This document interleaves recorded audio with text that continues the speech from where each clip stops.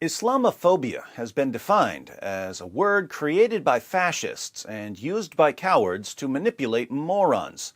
We normally hear the word Islamophobia when we object to Islam's call for the violent subjugation of the entire world, or to Muhammad having sex with a prepubescent girl, or to the Quran allowing Muslims to beat their wives into submission, as if there's something wrong with us for having an objection to slaughtering unbelievers in the name of Allah, or raping little girls, or beating women.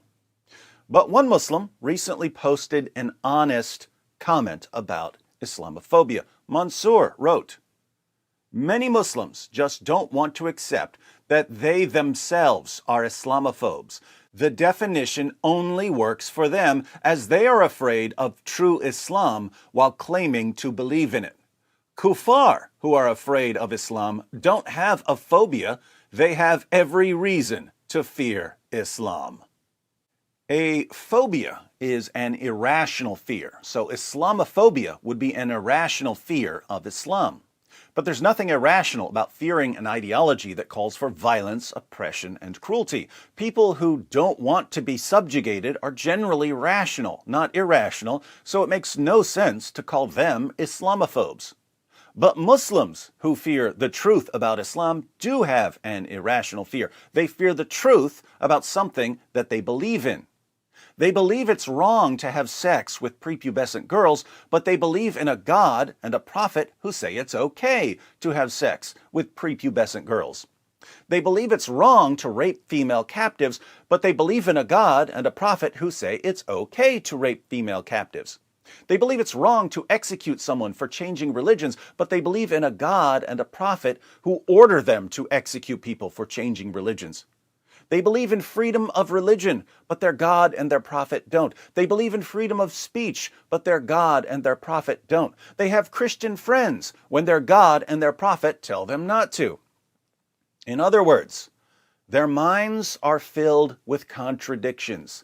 They simultaneously believe in Islam and reject Islam. That is irrational. They fear the truth about Islam and how it actually commands them to behave. So they fear something that they supposedly believe. This means that they have an irrational fear. It seems then that non-Muslims don't have an irrational fear of Islam, while many Muslims do have an irrational fear of Islam. Hence, our Muslim friends are the real Islamophobes. If they want to rid themselves of their irrational fear of Islam, there are two ways to do it.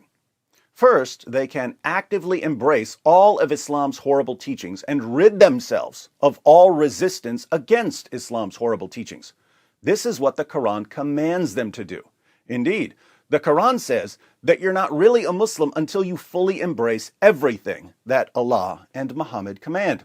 Allah declares in Surah 33, verse 36, "It is not for a believer, man or woman, when Allah and His Messenger have decreed a matter, that they should have any option in their decision. And whoever disobeys Allah and His Messenger, he has indeed strayed in a plain error." And in Surah 4, verse 65, we read, "But know, by your Lord, they can have no faith until they make you, O Muhammad, judge in all disputes between them, and find in themselves no resistance against your decisions, and accept them with full submission." So, one way to escape Islamophobia is the Islamic way, believing and doing everything Allah and Muhammad command. The second way a Muslim can escape Islamophobia is by abandoning Islam and becoming an apostate. Apostates may still fear Islam, but it's not an irrational fear, since Muhammad ordered his true followers to execute anyone who leaves Islam. As for those of us who are non-Muslims, and especially ex-Muslims, the best thing we can do to combat Islamophobia is to lead more of our Muslim friends out of Islam. If we lead enough Muslims out of Islam, we can end the plague of Islamophobia. Time for an exodus.